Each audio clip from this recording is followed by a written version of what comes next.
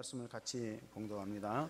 함께 읽습니다. 시작. 자녀들아, 주 안에서 너희 부모에게 순종하라. 이것이 옳으니라. 내 아버지와 어머니를 공경하라. 이것은 약속이 있는 첫 계명이니 이로써 내가 잘되고 땅에서 장수하리라. 또 아비들아, 너희 자녀를 노엽게 하지 말고 오직 주의 교훈과 훈계로 양육하라. 아멘.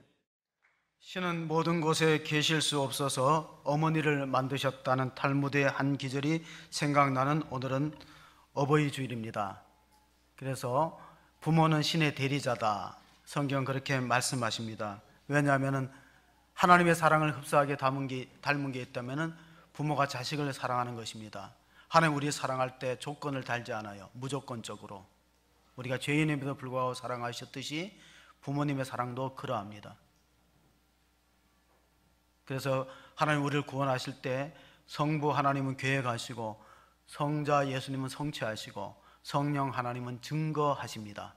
그래서 하나님 삼위일체 하나님의 사랑을 조금 우리가 구체적으로 살펴보면은 성부 하나님은 속 깊은 사랑, 아버지와 같은 사랑으로 우리를 사랑하시고 성자 예수님은 어머니처럼 손발이 다 닳도록 고생하시듯이 손과 발에 십자가에 못 박히는 고통을 감수하시면서 우리를 사랑하셨고 성령 하나님께서는 마치 친절하고 자애심이 깊은 선생님처럼 우리를 진리의 길로 인도하십니다. 그래서 요한복음 14장 16절 17절에 보시면 예수님께서 성령에 대해서 이렇게 말씀하십니다. 같이 보시면 내가 아버지께 구하겠으니 그가 또 다른 보혜사를 너희에게 주사 영원토록 너희와 함께 있게 하리니 그는 17절입니다. 그는 진리의 영이라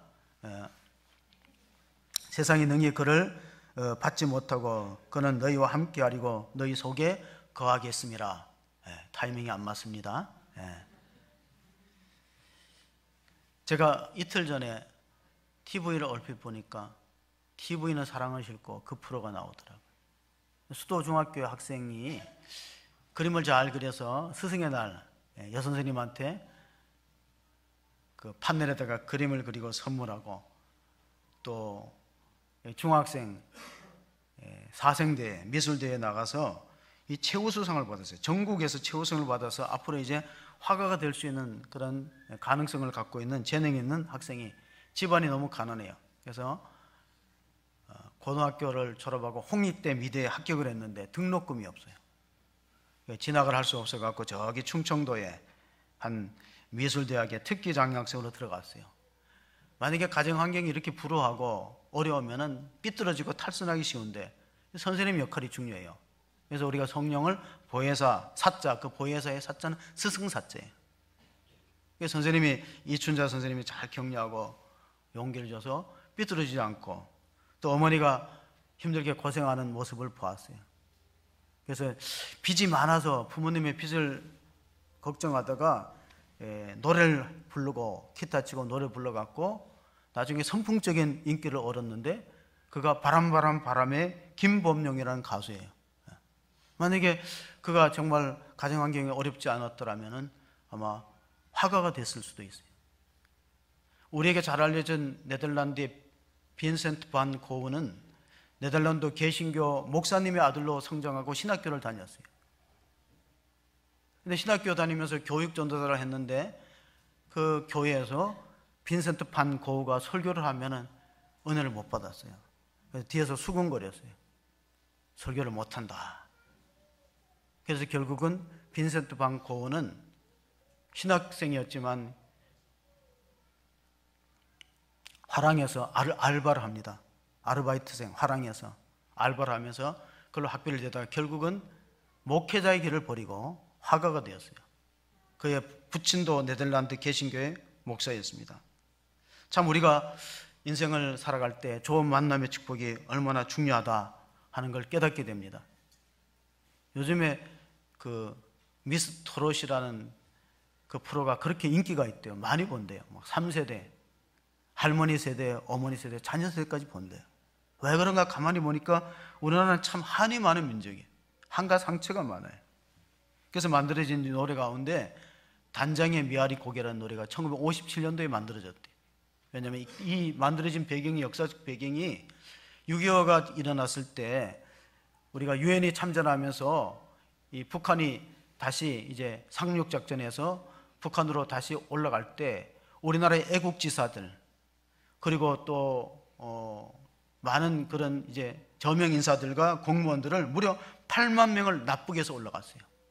그래서 그 노래가 만들어진 배경이 단장의 미아리 교회가 그렇게 만들어졌대요. 그리고 끌려갈 때도 그냥 끌고 가지 않고 막 철사줄로, 뭐 당신은 철사줄로 두 손 꽁꽁 묶인 채로 뭐 맨발로 젊어질며, 그런 가사는 실제로 그 우리의 역사에 일어났던 일들을 중심으로 만들어진 노래입니다. 이 단장이라는 말을 가만히 보면은 이 어디에서 유래가 됐냐면은 중국의 서기 400년경에 중국의 진나라의 한원이 총나라를 징벌하기 위해서 여러 채의 벽에다 군사를 실어갖고 양재강 중류인 협곡 삼협 통과할 때 한 병사가 벼랑 끝에 그 텅쿨에 새끼 원숭이가 재롱을 떨면서 노는 걸 보고 신기해갖고 그걸 잡아갖고 배에다 들어왔어요. 이 멀리서 자기 새끼가 그 병사에 의해서 배에 실어지는 광경을 봤던 어미 원숭이가 무려 슬피 울면서 백리를 따라가갖고 나중에 이제 강 폭이 좁아질 때 배전에 뛰어드는데 죽어버렸거든요.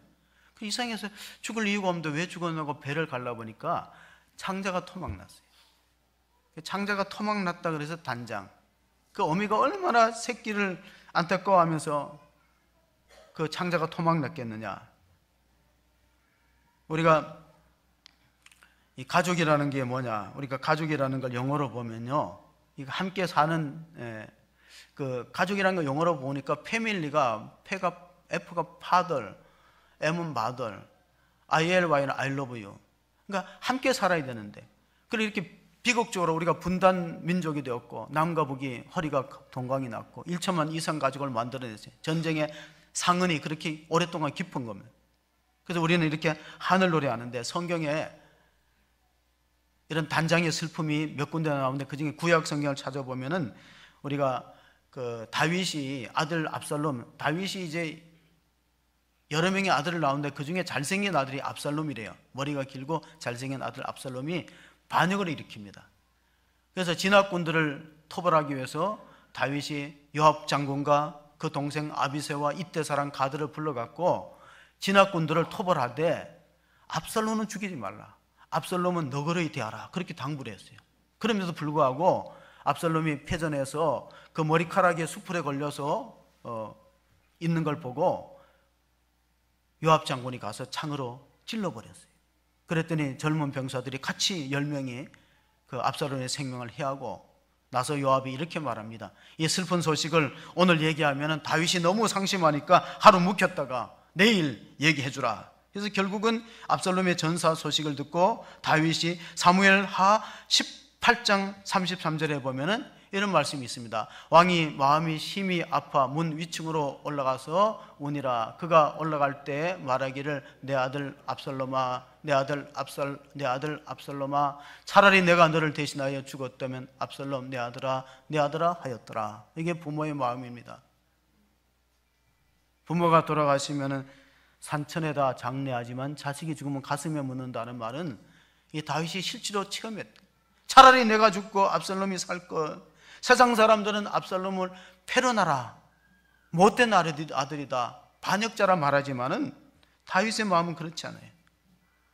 다윗은 끝까지 압살롬을 살려보려고 애를 쓰고 바른 길로 인도하려고 했던 다윗의 부정을 느낄 수 있습니다. 신약에 들어와서는 예수님이 마지막 십자가에 못 박히실 때 그 자기 어머니가 모친 마리아가 십자가 밑에서 슬피 우는 장면을 보시면서 자기 제자 가운데 사도 요한에게 어머니를 부탁하는 장면이 있습니다. 요한복음 19장 26절 27절, 예수께서 자기의 어머니와 사랑하시는 제자가 곁에 서 있는 것을 보시고 자기 어머니께 말씀하시되 여자여 보소서 아들이니이다 하시고 27절입니다. 또 그 제자에게 이르시되 보라 내 어머니라 하신데 그때부터 그 제자가 자비 집에 모시니라. 왜 예수님은 어머니 복량을 자기 육신의 형제들에게 맡기지 않고 제자 가운데 젊은 사도 요한에게 맡겼을까? 예수님이 생각하는 가정은 혈연 공동체고 제자들과 함께하는 것은 보혈 공동체예요. 교회는 보혈 공동체입니다. 예수님이 십자가의 보혈로 맺혀진 사랑하는 주님 앞에 형제자매 한자리에 우리 신앙의 공동체가 얼마나 중요하다는 사실을 보여주고 있습니다.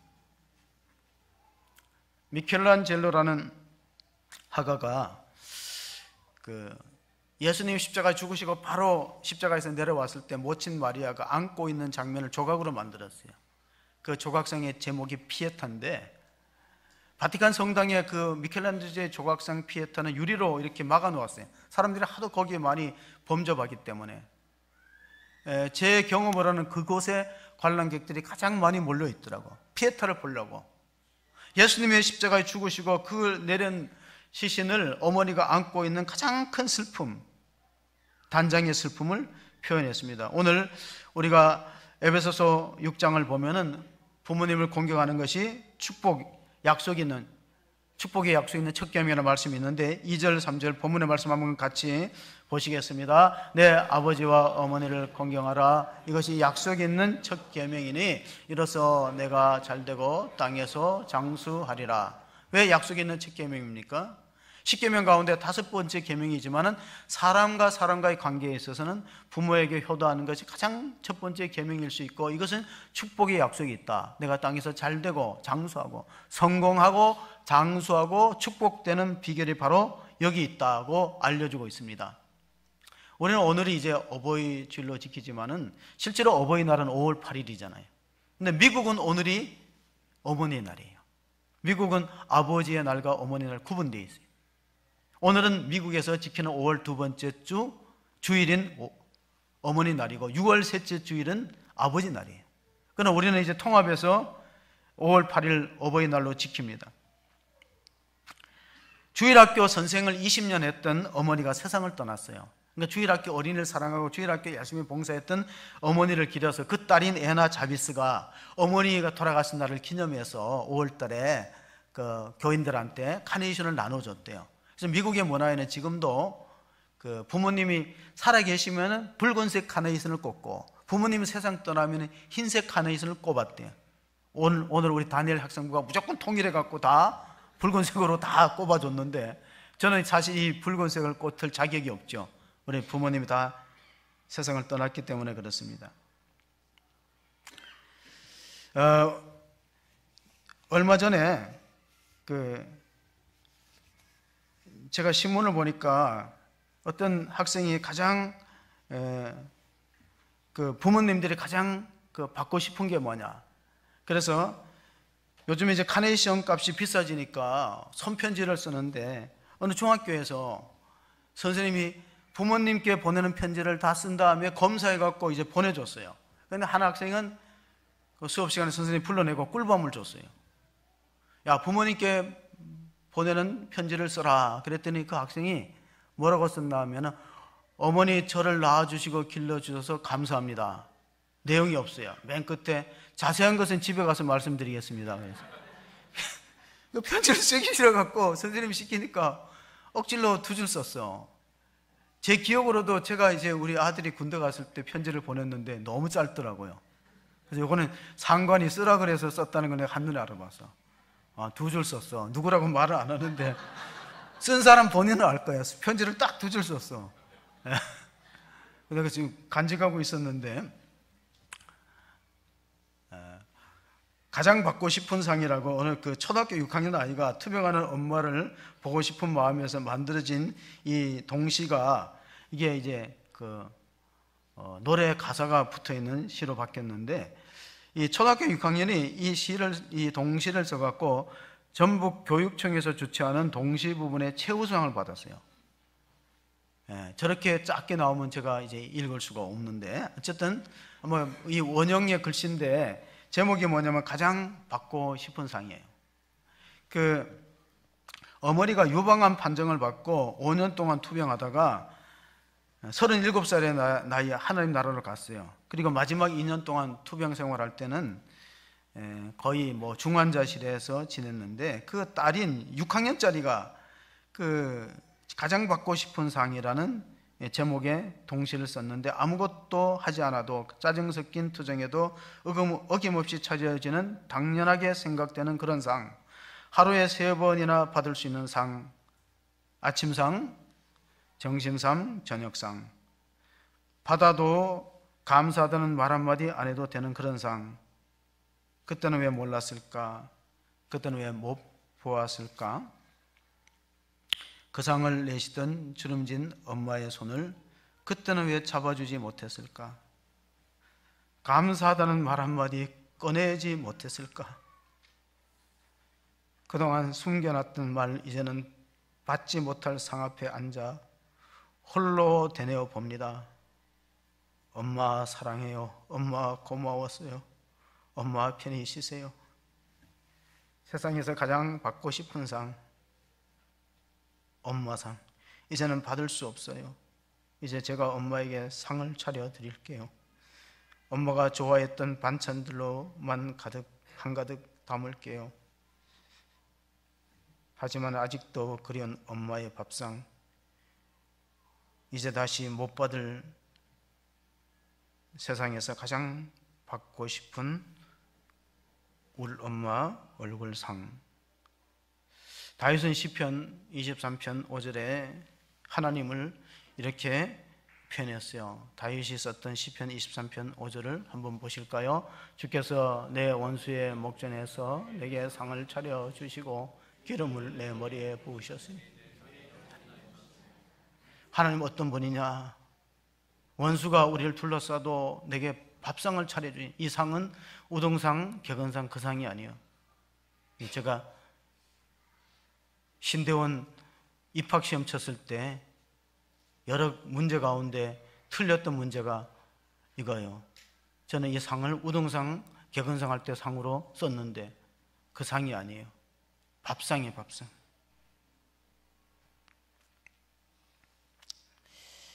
요즘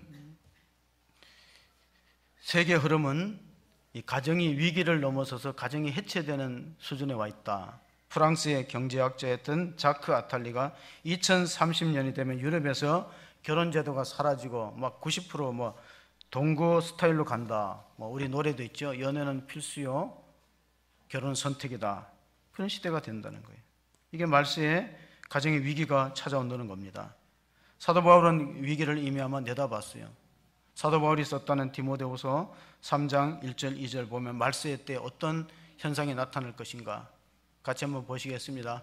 너는 이것을 알라. 말세에 고통하는 때가 이르러 사람들이 자기를 사랑하며 돈을 사랑하며 자랑하며 교만하며 비방하며 부모를 거역하며 감사하지 아니하며 거룩하지 아니하며. 자, 이런 현상이 나타나면 종말의 때가 가까웠다는 거예요. 말세는 고통스러워요. 사는 게 힘들어요. 왜? 사람들이 자기 사랑은 이기주의야. 돈을 사랑해요. 배금주의. 자랑하고 교만해요. 서로 비방하고 헐뜯습니다. 부모를 거역하고 감사하지 않는 이런 시대 우리가 살아가고 있습니다. 우리 자녀들이 취직이 어렵고 힘들으니까 결혼을 자꾸 미루는 경향이 있어요. 근데 또 다른 원인이 있어요. 왜 그럴까요? 부모님의 결혼 생활을 보고 저렇게 살 바엔 나 혼자 산다고 은연중에 영향을 받는다는 겁니다. 아마 저도 한때 그런 생각을 했던 것 같아요. 사도 바울도 고린도서에 우리가 하나님 일을 자유롭게 구애받지 않고 하려면 독신도 괜찮다, 그런 말 써놓았어요. 사도 바울도 고린도전서에. 왜? 가정에 얽매이지 않고 주를 위해서 온전하게 헌신할 수 있으니. 또 하나는 우리 자녀들이 행여나 우리 부모님의 결혼 생활을 보고 나도 저렇게 살 바에는 혼자 사는 게 안 낫나는 생각을 갖지 않도록 부모가 자녀에게 주는 최고의 선물이 뭐냐? 그건 바로 그 아들의 엄마를 사랑하는 거예요. 이게 아버지가 그 자기 아들에게 줄 수 있는 최고의 선물이 뭐라고요? 그 엄마, 자기한테는 누구죠?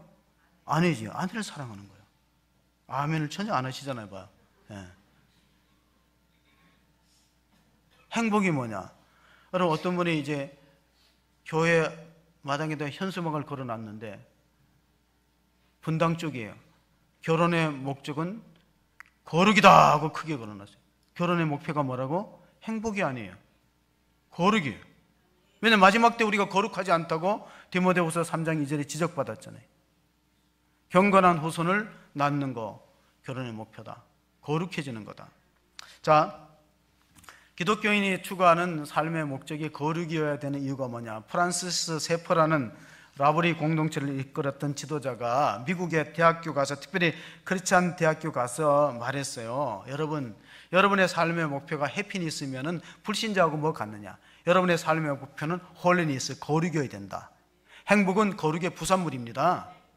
행복이라는 것은 행복 자체를 쫓아갈 때 오는 게 아니고 좀 더 나은 가치와 목표를 향해서 살아갈 때 부산물로 생기는 현상이 거룩이에요. 행복이에요, 행복. 말하자면 제가 이제 석탄을 예로 들면은 석탄은 땔감인데 석탄에서 뭐가 나오느냐면은 탄소 섬유가 나와요. 부산물이에요. 이 석탄에서 만들어지는 탄소 섬유는 철보다 가볍고 강도도 10배나 세고 탄성률도 높아요. 그러나 석탄은 원래 목적이 땔감이에요. 근데 부산물로 탄소 섬유가 나오잖아요. 요즘 이제 과학이 발달하니까. 마찬가지로 여러분이 진짜 행복하고 싶으면 하나님을 추구하면은 이 나머지 부산물로 따라오는 거예요. 헨리 워드 비처라는 설교자가 진짜 부모 마음을 알기 위해서는 당신이 결혼해서 자녀를 길러봐야 된다. 과연 그렇습니다. 지금 어버이날을 다 지냈는데 부모님들한테 물어보세요. 어버이날에 가장 받고 싶은 선물이 뭐냐? 첫째가 뭘까요? 현금. 잘 아시네요. 현금이에요. 현금이 현금. 돈이에요, 돈. 두 번째가 가족 식사인데 밥보다 더 좋은 게 뭐라고요? 밥보다 더 좋은 게 돈이에요. 자꾸 돈 얘기하면 싫어하니까 그만할게요. 세 번째가 효도 여행이에요. 요즘에는 이 돈을 주면 티가 안 나니까 막 꽃바구니에다가 돈을 막 꽂고 케이크에다가 뭐 돈을 쌓는 그런 상품도 유행한다고 하는데, 부모님이 가장 바라는 게 뭐냐? 저는 부모가 자녀한테 가장 바라는 건 뭐냐면은 건강하고 행복하게 사는 거라 생각해요. 다윗이 마지막 죽을 때 아들 솔로몬한테 유언합니다. 뭐라고 유언할까요?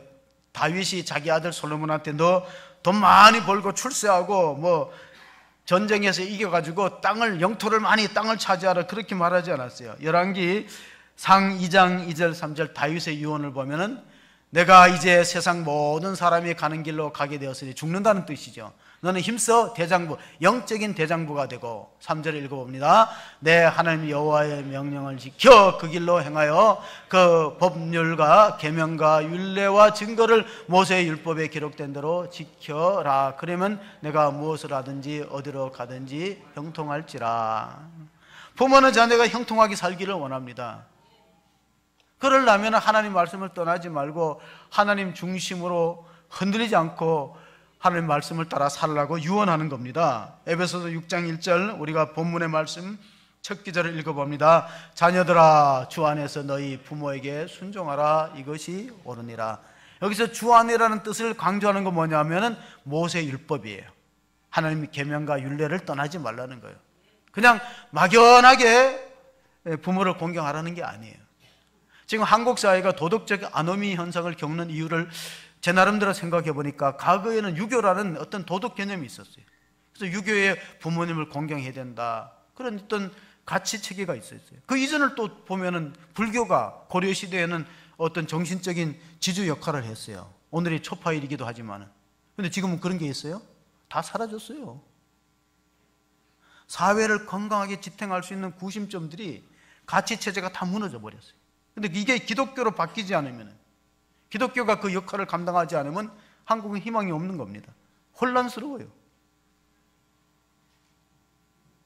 마지막 절인 오늘 6장 4절을 한번 같이 읽어보시겠습니다. 또 아비들아, 너희 자녀를 노엽게 하지 말고 오직 주의 교훈과 훈계로 양육하라.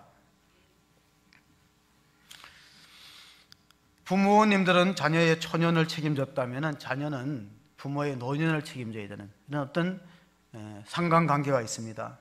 독일에는 이런 속담이 있대요.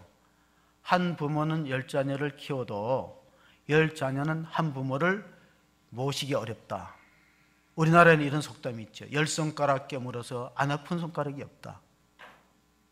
10아들보다가 악처가 더 낫다. 그런 말도 있어요. 귀 있는 자는 들을지어다. 뭐라고요? 10아들보다 악처가 낫다.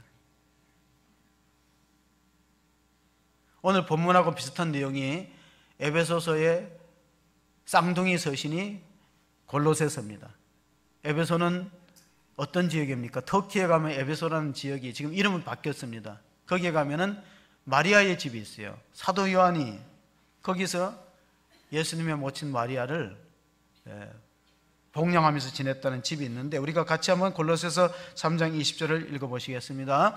자녀들아, 모든 일에 부모에게 순종하라. 이는 주 안에서 기쁘게 하는 것이니라. 아멘. 자, 오늘 약속 있는 첫 계명을, 부모 공경을 잘하면은 축복이 있어요. 잘 된다, 형통한다, 장수한다. 실제로 사도 요한이 장수했거든요. 모든 제자들은 순교의 걸어갔는데 사도 요한은 90세가 넘도록 살았어요. 그래서 사도 요한이 썼던 성경이 뭐냐면 요한복음이에요. 예수님의 모친 마리아를 복양했던 사도 요한은 장수의 복을 받았어요. 그래서 요한복음을 썼고 요한 1, 2, 3서를 썼고, 마지막 성경의 마지막 책이 뭡니까? 요한 계시록을 밤모섬에 기양살이 가서 유배 봐서 썼으니까 이게 하나님 말씀대로 된 거예요. 부모를 공경하는 자는 장수한다. 또한 이 땅에서 형통하다. 복을 받는다. 마가복음 7장 11절에 보면은 바리새인들이 고르반 제도를 악용해서 부모 공경을 기피한 내용들이 있어요. 왜냐하면 고르반 제도는 뭐냐면 이것은 하나님께 드려졌다 하고 선언을 하면은 그 부모 공경에 의무를 다하지 않는 그런 악습이 있었기 때문에 그건 잘못된 거다 하고 예수님 지적했어요. 하나님께서 우리에게 부모를 허락하시는 것은 우리가 하나님을 잘 공경하나야 1차적인 테스트입니다. 잘 아셔야 돼요. 부모를 공경 안 하는 사람이 하나님을 잘 섬기기 어렵다는 거예요. 그러니까 부모 공경은 우리가 하나님을 순종하느냐의 테스트예요. 우리가 교회의 영적 지도자를 잘 존중하느냐 하는 것도 우리가 하나님을 잘 존중하는 것의 테스트가 될 수 있습니다. 사도 요한은 성격이 과격한 사람이었기 때문에 별명이 우리의 아들이에요. 나중에 보면 사도 요한이 얼마나 하나님의 성품으로 바뀌었냐면 사랑의 사도라는 별명이 붙었어요. 처음에는 우리 아들 막 성격이 급해갖고 사마리아 지역에 전도하러 갔다가 예수님을 영접하지 않으니까 하늘에서 불을 내려 이 마을을 깡그리 태워버리지 않을 만큼 아주 과격한 사람이었어요. 그런데 그가 예수님의 어머니를 모시면서 많이 다듬어졌어요.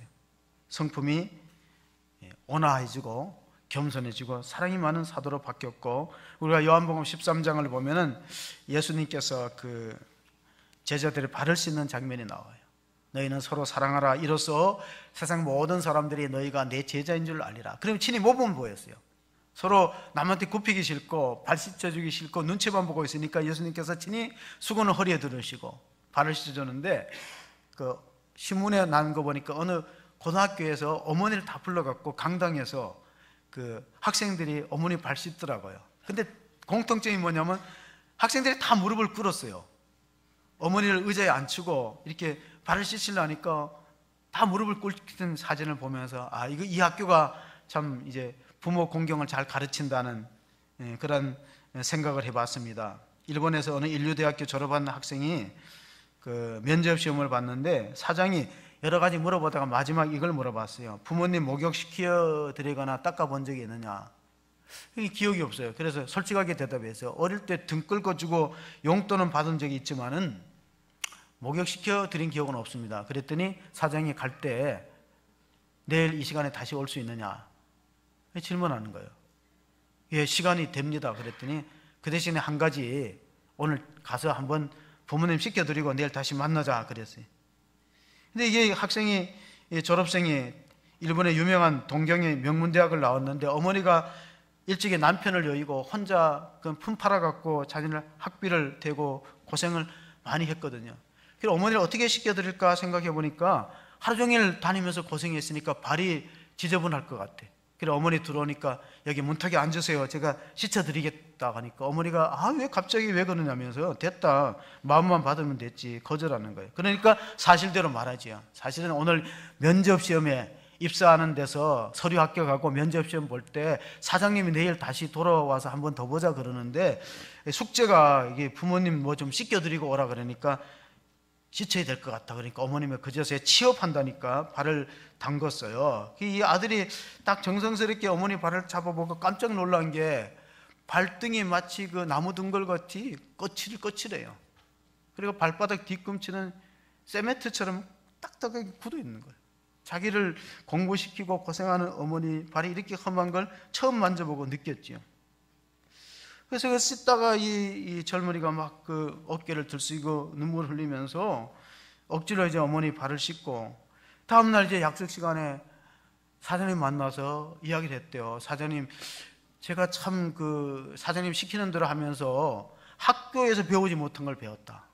학교에는 이런 걸 안 가르쳐 주는데 내가 인류대학을 나왔지만은 정말 어머니가 얼마나 자녀 위해서 희생하고 고생하는 것을 정말 피부적으로 잘 느끼게 되어서 좋은 깨달음이 됐다고, 감사합니다, 제가 어머님을 잘 모셔야 될 것 같아. 그러니까 사장이 빙그레 웃으면서 그래, 지금 바로 인사과에 가서 입사수석을 밟게, 취업이 된 거예요. 그러니까 부모의 그 공경하는 사람은 세상에도 인정을 받아요. 인도에는 이런 속담이 있어요. 소금은 떨어질 때 고마움을 알고 아버지는 세상 떠나면 고마움을 안다. 김현승이라는 시인이 이런 말을 했어요. 아버지의 술잔에는 보이지 않는 눈물이 절반이다. 아버지가 마시는 술잔에는 보이지 않는 눈물이 절반이다. 저는 이순신 장군을 굉장히 이제 좋아하는데, 그 중에 난중의 일기를 보면은 임진왜란이 일어났을 때 어머니의 나이가 78이었어요. 근데 본인이 모함을 당해서, 이순신 장군이 간신들에게 모함을 당해서 옥중에 있느라고 임종을 못 받았어요.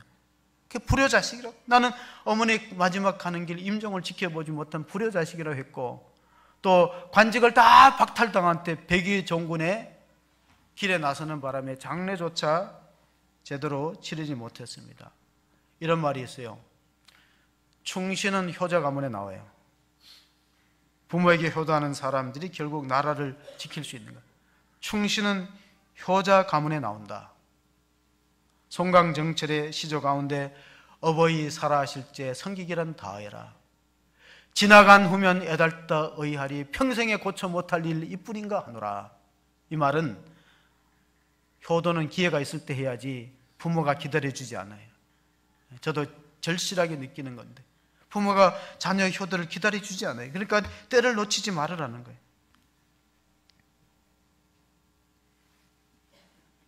요즘 아이들은 부모를 공경하는 마음이 예전보다 많이 약화되었어요. 제가 말씀드렸죠.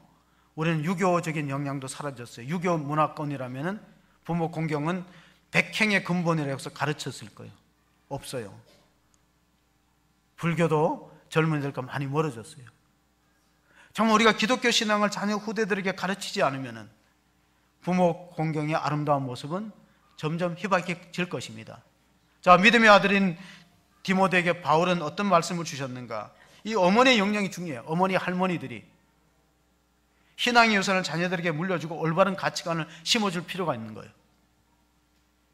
바울이 믿음의 아들 디모데에게 주는 말씀이 디모데후서 1장 5절에 있는데, 거기에 보면은 이는 내 속에 있는 거짓 없는 믿음이 있음이 생각함이라. 이 믿음은 먼저 내 외조모 로이스와 내 어머니 유니게 속에 있더니 내 속에도 있는 줄 확신하노라. 아멘.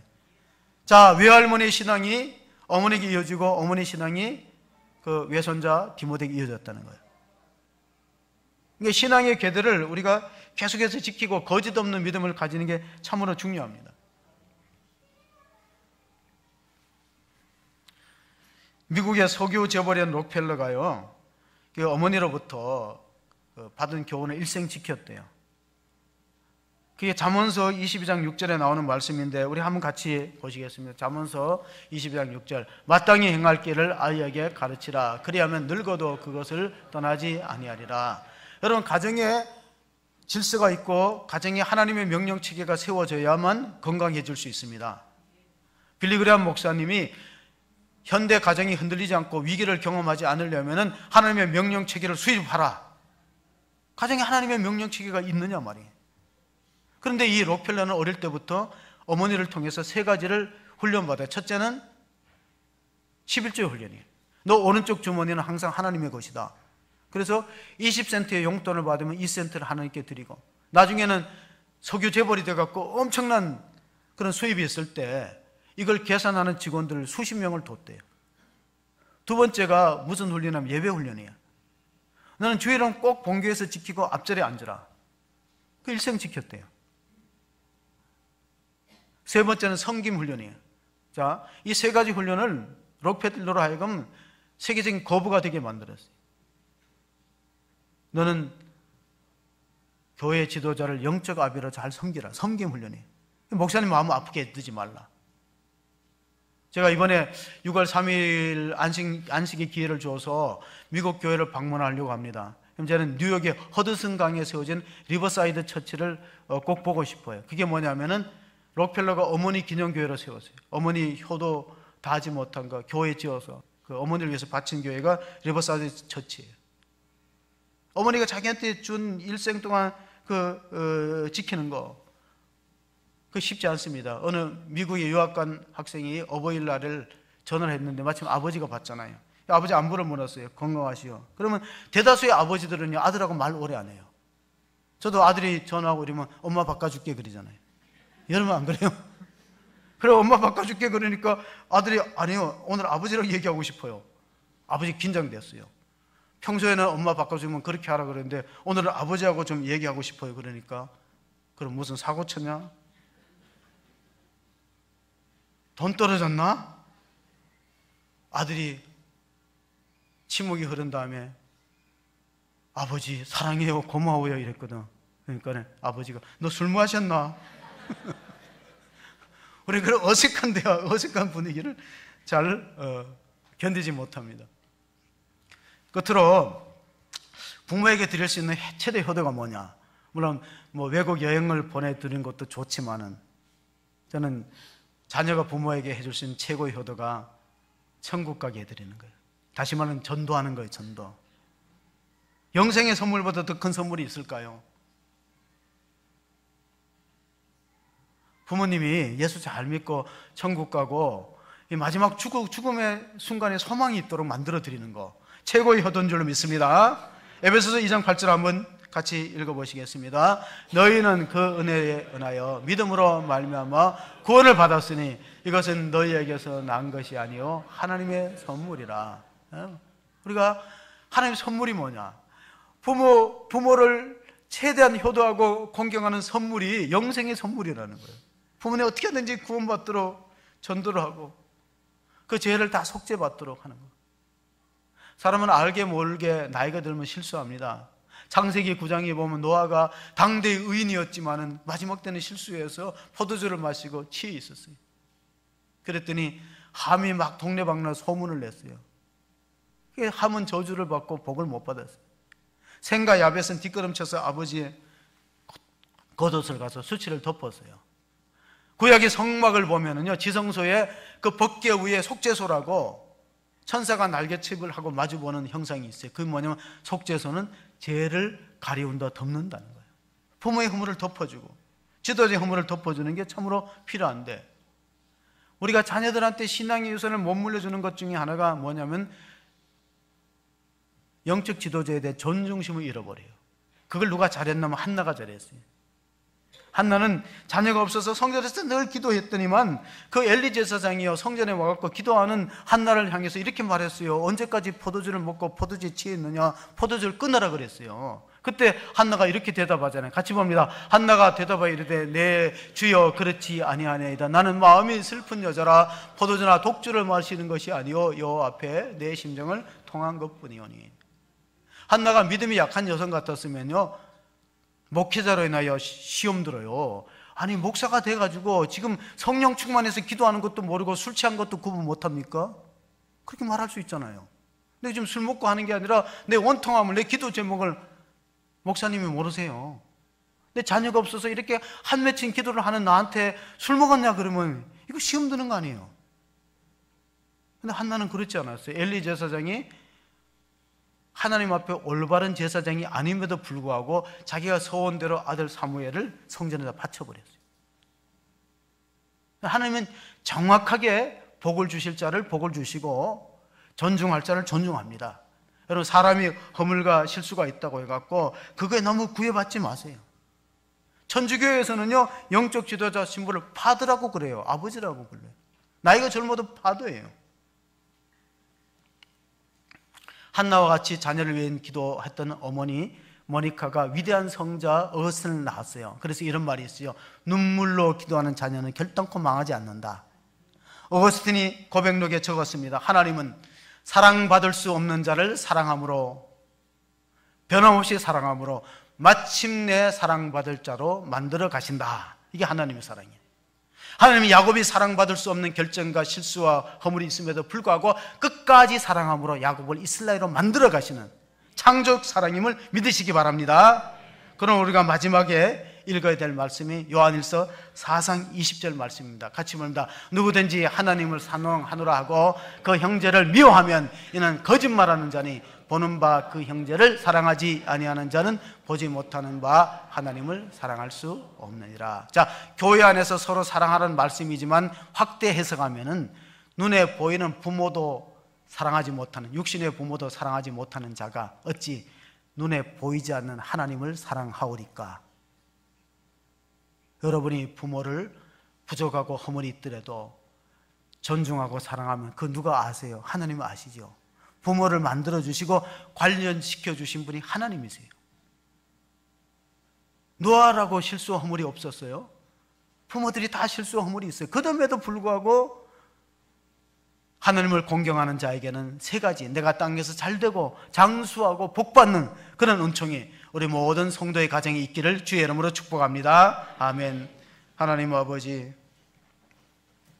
오늘 저희들은 부모로서 참 부족하고 부끄러운 모습이 많습니다. 우리 또한 우리 부모에게 효도를 하지 못했던 아쉬움과 한가 상처가 있습니다. 그럼에도 불구하고 하나님은 저희들을 사랑하시고 지금까지 인도해 주셨습니다. 오늘 내 아버지와 어머니를 공경하라, 이것은 약속 있는 첫 계명이라고 말씀하시고 땅에서 잘되고 장수하고 복받는다고 했으니 우리들은 자녀들을 노엽게 하지 말고 오직 주의 교훈과 훈계로 말씀 안에서 주 안에서 신앙생활 잘하는 자녀를 만들어갈 수 있도록 기도하는 부모가 되게 하시고, 또한 우리는 부모님들에게 하나님의 명령을 따라서 약속의 계명을 따라서 잘 공경하는 그런 후손들이 될 수 있도록 축복하여 주시옵소서. 우리 구주 예수 그리스도의 이름으로 기도하옵나이다. 아멘.